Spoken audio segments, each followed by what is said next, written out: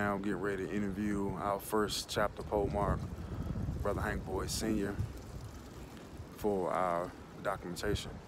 So tune in to Brother Spotlight, Kappa Konversations, Kappa Alpha Psi, College Park, Sandy Spring, Alumni chapter. Stay tuned, fellas. Welcome to my home. All right, interview our first chapter Polemarch, Brother Hank Boyd Sr. How you doing? How are you? Doing well. Good. Very well. Glad to see you just after the eve of our 108th anniversary for J5. Mm-hmm. So what would, talk to us a little bit about what made you want to join the fraternity back in 1952? I went to a predominantly black institution, Lincoln, located in Missouri.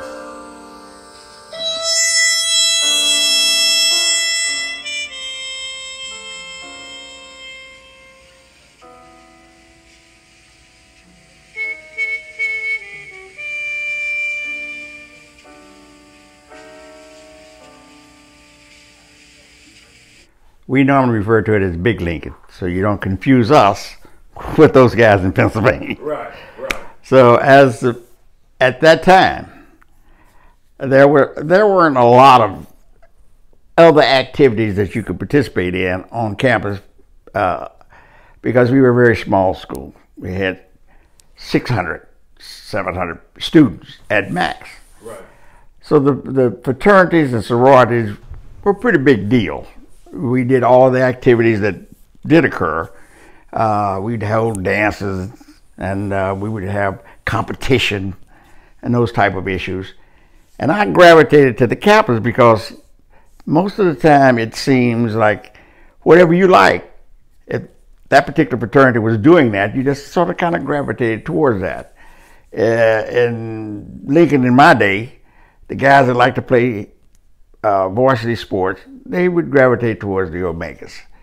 Those that thought they were really smart and intellectual, they would gravitate towards the Alphas. Okay. Those of us who like to have a good time and live a little, we gravitated towards Kappas. Okay. So the Kappas were very, very popular among the women. I thought that was a pretty good idea, to be popular among the ladies.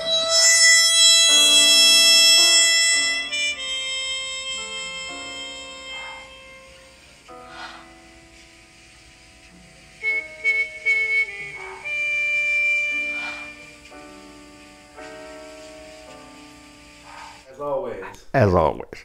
So I set my hat and my cap and my goal to become a Kappa.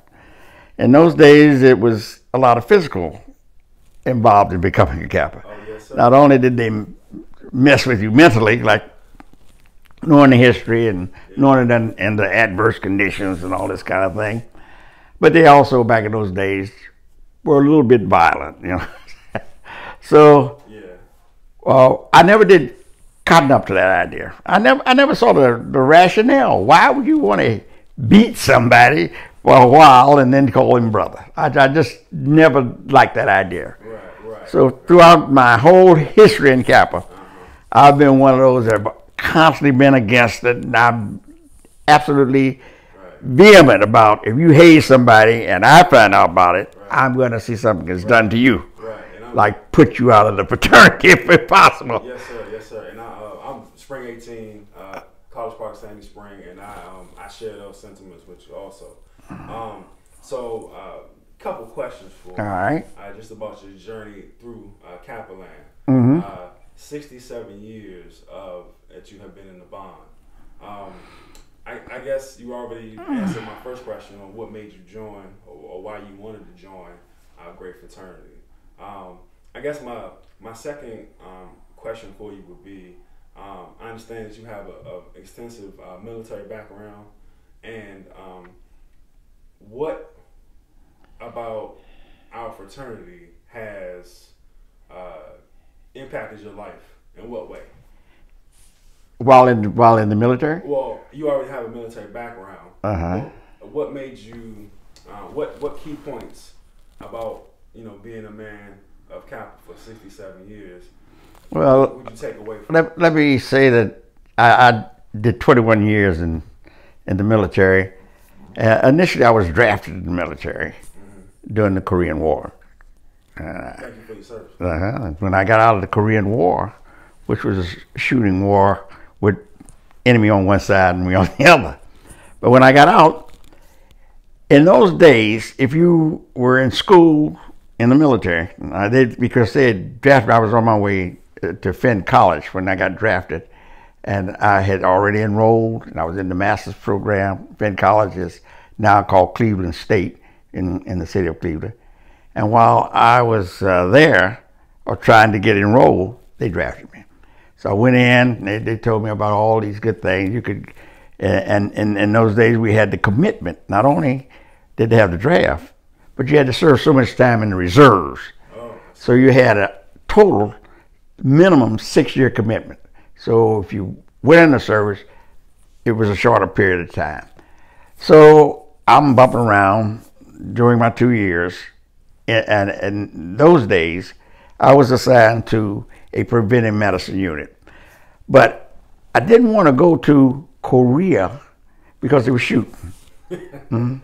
So if you went to one of the military schools, you were deferred while you were in school. I was in the Korean War, and it was pretty obvious they were coming to the end. They were getting close to the end when I went in. But they hadn't stopped shooting totally. So they said to me, look, if you go to leadership school, or if you go to airborne jump school, or if you go to ranger school, you don't have to go to Korea. So I said, well, I think I'll join the airborne, which I did. And I went to Camp Breckenridge, Kentucky.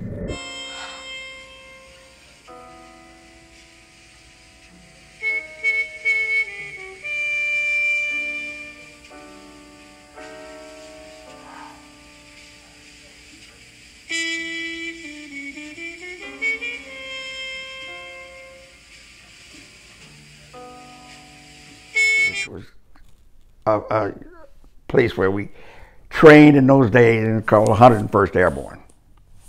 Taught me how to jump out of an airplane. It was not my favorite thing to do, but it kept me out of Korea. Only for that period of time.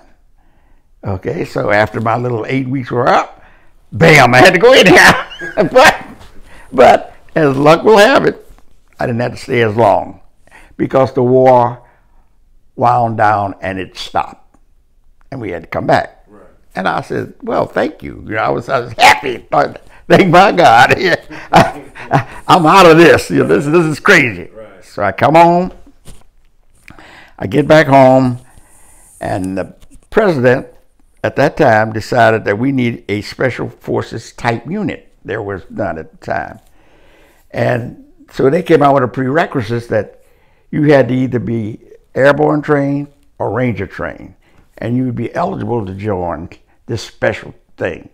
But they couldn't fill it, so they just said, you're in the reserves. Those of us who were in the reserve, they went through people's records, and bam, there I was. I fit the bill, and they brought me back in. All right. So I served 101st Airborne.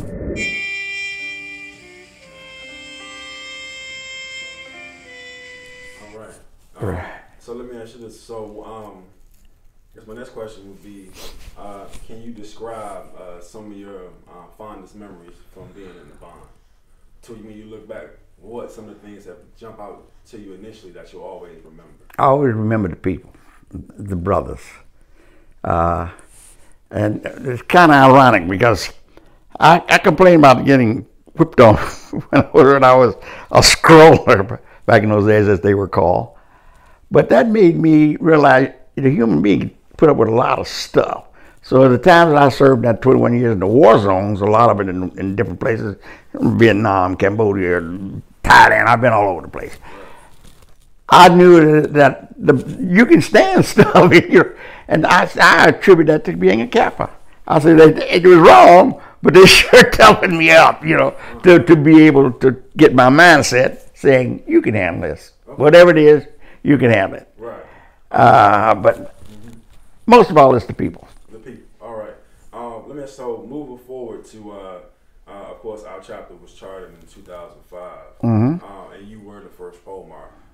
Can you describe to our brothers in the chapter what are some of the challenges you had as being the first Polemarch? Well, getting the chapter started, and I think I'm sure Gladden had probably told everybody that he possibly can tell about how we got started. I had this thought, Joe Harris.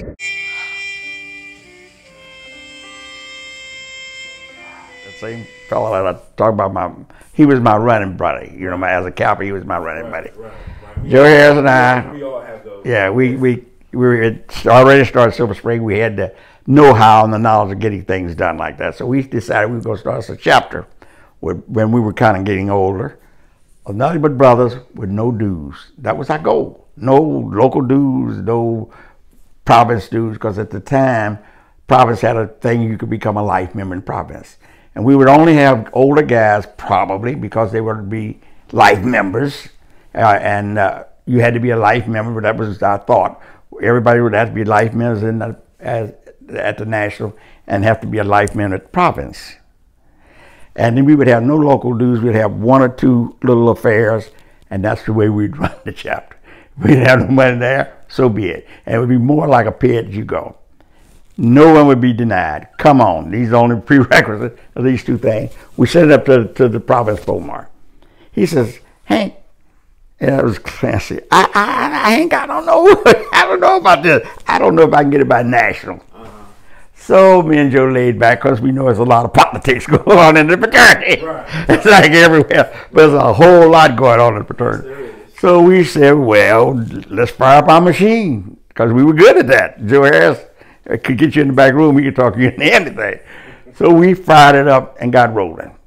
And we rolled on down the road. And then Gladden, since we were having trouble getting it, because we said that there would be no dues and there were all these other things, Gladden said to us, what about Theta Theta over here? He's been having this relationship with Theta Theta in Maryland.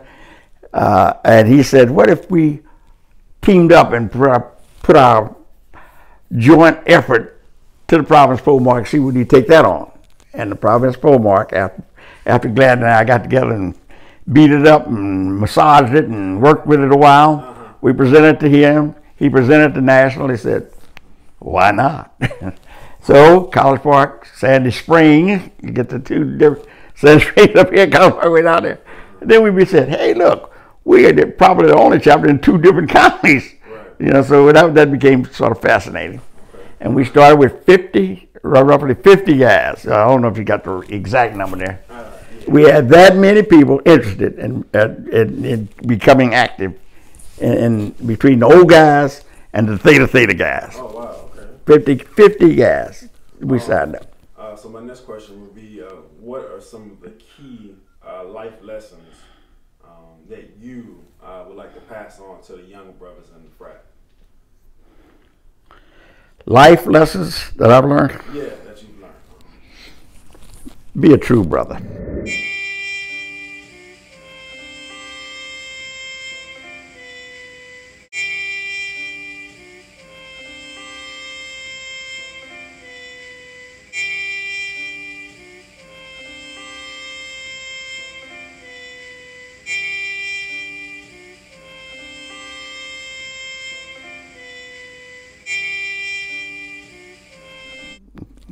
Don't just wear the badge and shake the hand and we don't see you no more, that type of thing. Our brothers, the older brothers, we used to be very, very conscientious when we started Silver Spring, because we were like in our 40s when we started Silver Spring. And when we started Silver Spring, our brother was old. We had a guy named Brother Beal. He was made in 1930. He was in our chapter. Vernon Johnson, he was made in 1932. We had Broadneck. We took care of those guys because that's what we thought it was all about. By that I mean we'd go get them at their house if they needed. If they didn't have any way, bring them to the meeting. And they don't seem to do that anymore. Okay. You're one of the few younger brothers, I call you younger brothers, that's ever come to see me. No. And I'm getting closer to 90. So it always amazed me, what happened to that concept? What happened? Right. Because they're going to get old too. Yeah. And also it develops a certain, we talk about in the bond, we often talk about deference and those things. But deference is a two-way street, and I think I'm reminded of the hymn where it says, our most noble brothers dear. And I agree with you 100%. We should definitely do a better job of that noble brother dear part. So being a true brother, wow, that's amazing. There's a couple more questions for you. If you just could you tell us something about yourself that most brothers like myself who are new to the bond might not know about you? Okay. My great-grandfather is down there in the African American Museum on the 3rd floor. Wow. If you go there, you'll see my name, Henry Boyd, on the 3rd floor in big bold letters, because the name kept passing down. I even got some grandkids come behind me that are boys, one of them named Henry Boyd, all down the line, But if you go up there, you'll see this bed.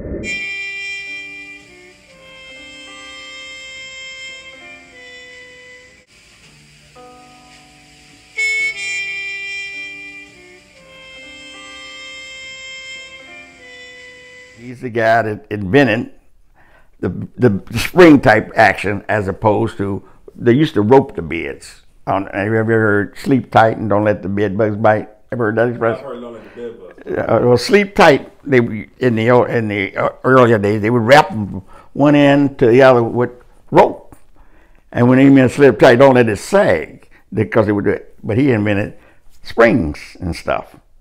So that invention was so popular, it caught on, and he opened up a factory. And he was doing very well, but being a black man and succeeding, they burned him out. He went to the insurance company, they refurbished him with money. He started his factory up again, and they burned him out again. Wow. But through the years, though, the credit still stands. So the thing I am most proud of, I come from a history of entrepreneurs, and this is what I do for a living when I used to work. But from my great-grandfather on down to his kid, who was a wheelwright, which made wagons and things like cowboy days, blacksmith stuff. Right. He was in business. Then my other grandfather, he was the first black to ever become licensed in the state of Colorado to practice law. Wow. In the whole state. Wow. That happened to him when he was 82 years old, before he was licensed to practice. So they denied him that right. Before that, he worked at the post office in St. Louis for 20-something years, and he went to Colorado, like in a retired state, and he had to be trained to be a lawyer, but of course they wouldn't let him do nothing. But finally, he got to be licensed. My father was in business.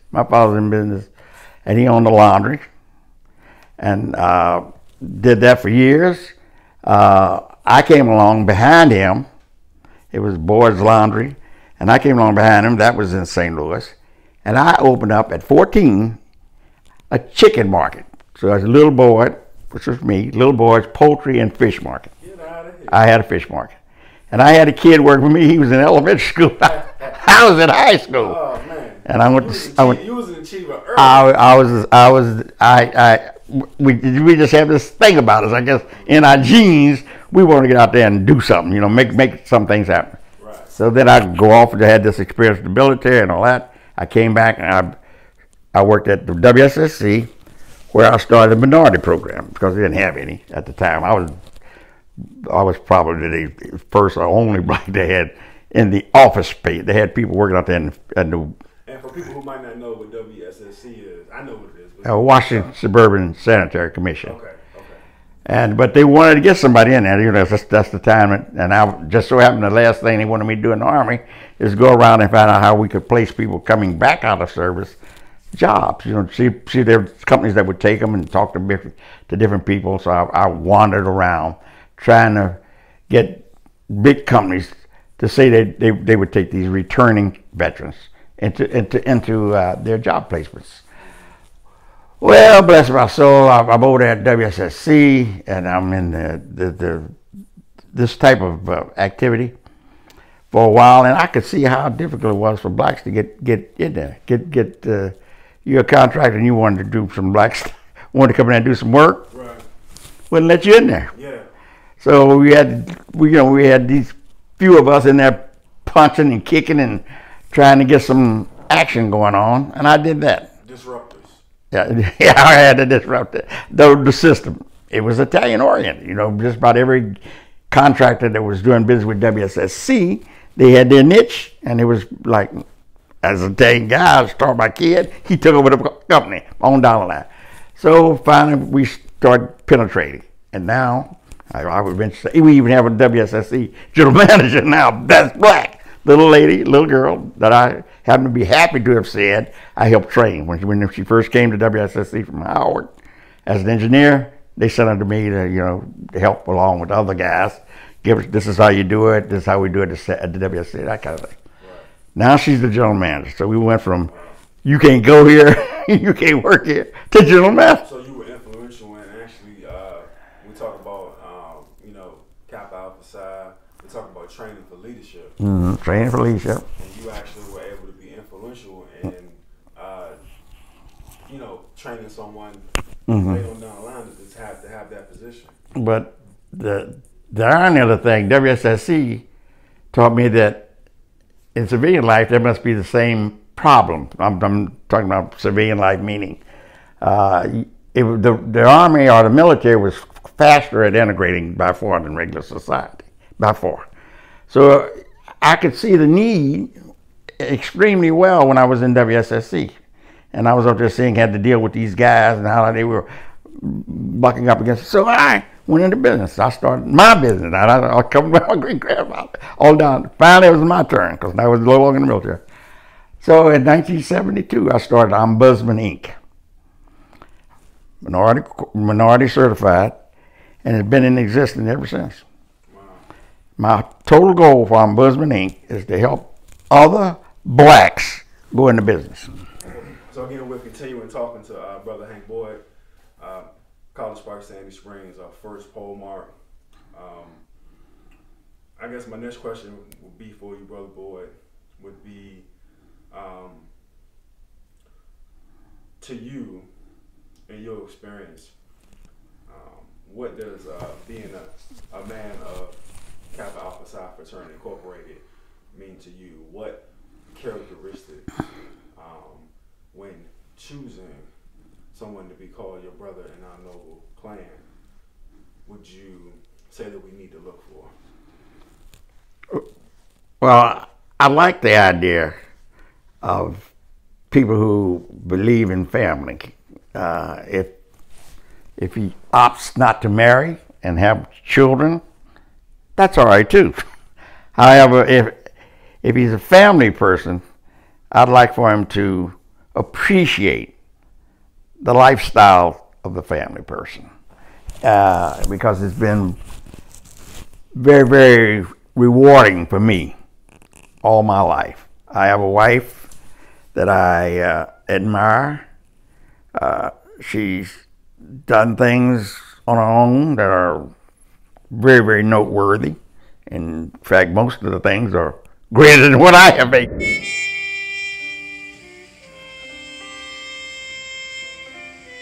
Even been able to accomplish. She's the Commissioner of Higher Education for the whole state of Maryland. She's got a couple of doctor's degrees. Right. We produced children who made us happy because they're lawyers and doctors and all this other kind of stuff.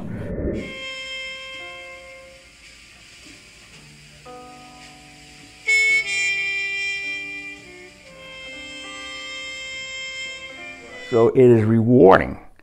And when I go to a fraternity meeting, I like the idea. We used to have a little session, and I've tried to get them to do it again, called Know Your Brother. I am always amazed. You can sit in stat meeting, a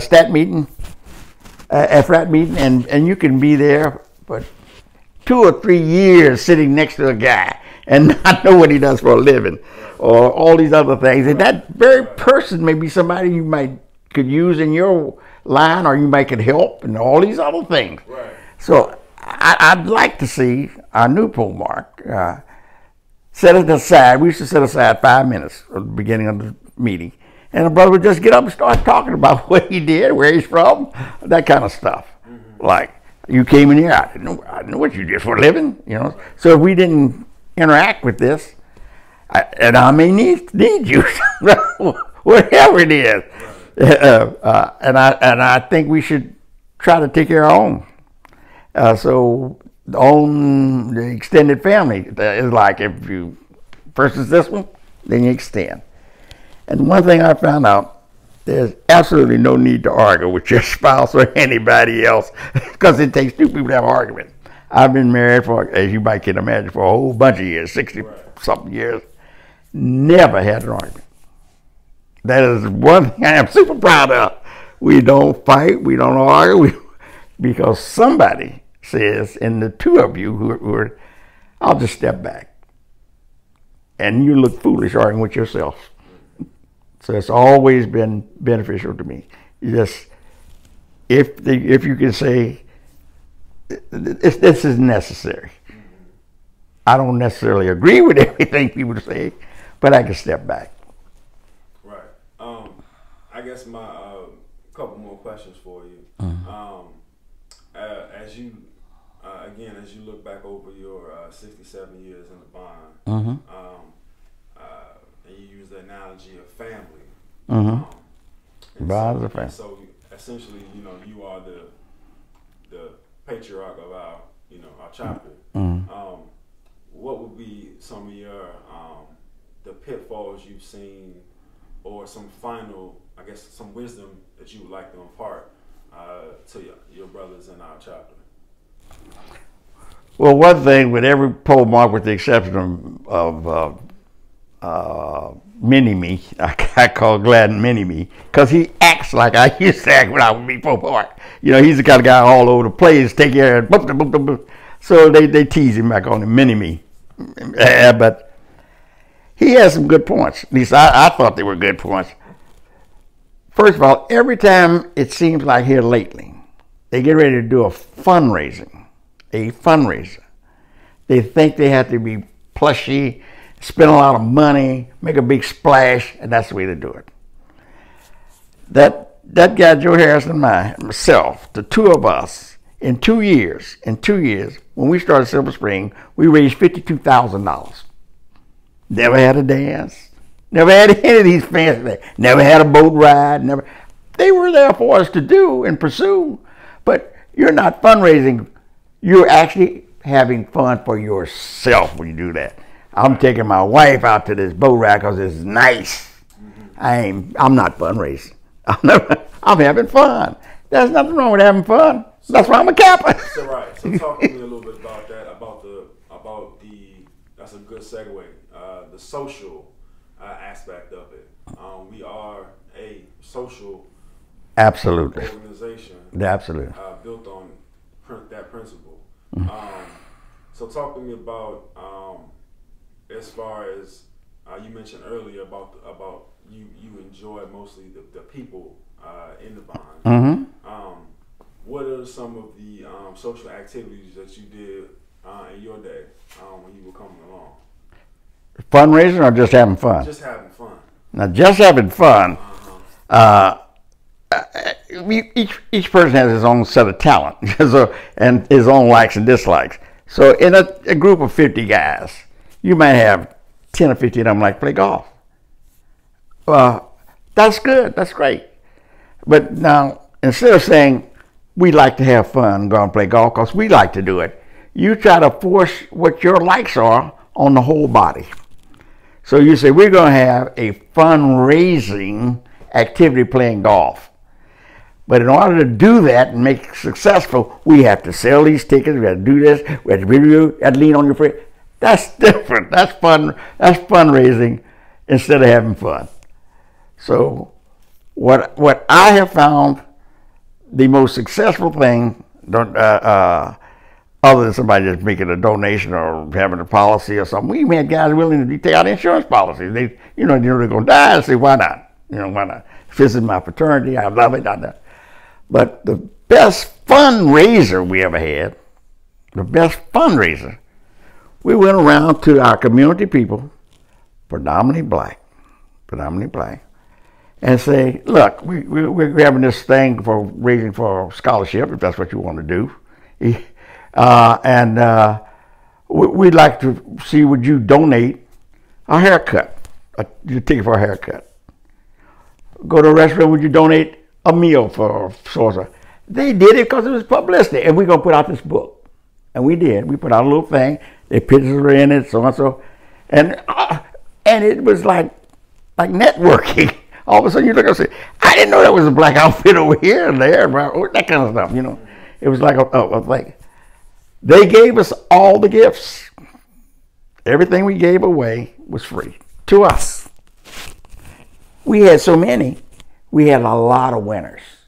So we went out there in the marketplace saying, hey, you buy a ticket this,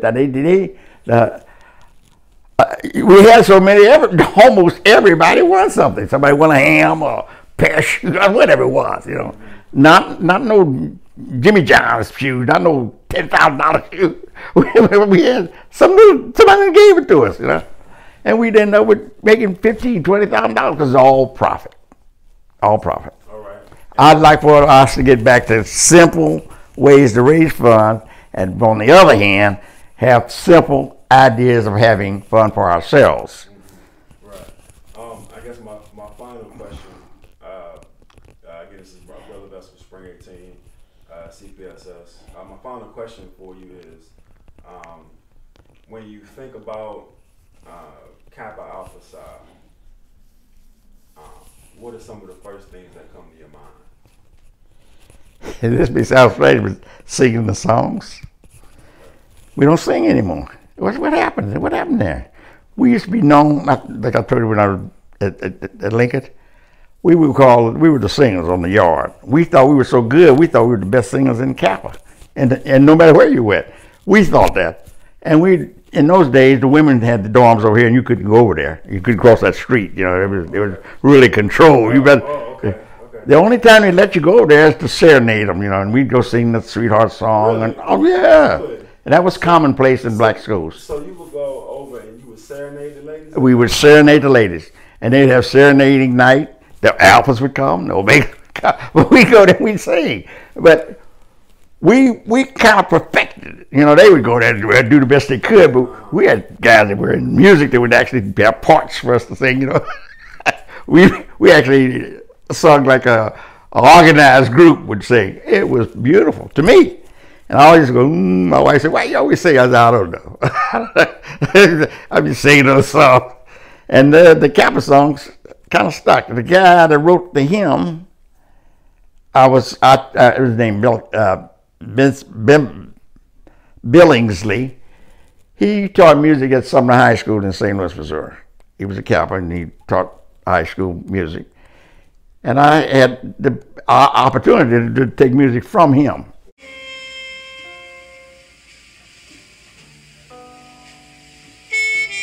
When I was a student. So I was always impressed with the songs. Once I got there, I knew the guy personally that wrote the hymn. So let me just stop right there. So you knew the creator of our beloved hymn. Yeah, the way it comes to us now. You know what I mean? Because we've had it several different ways, but the way you sing it now, he put it together. Wow, that's amazing. Uh-huh. That's amazing. But I've even been in the founders. Actually, I was around when Irving was alive, and we bunked that right at Maryland, in fact, at the University of Maryland.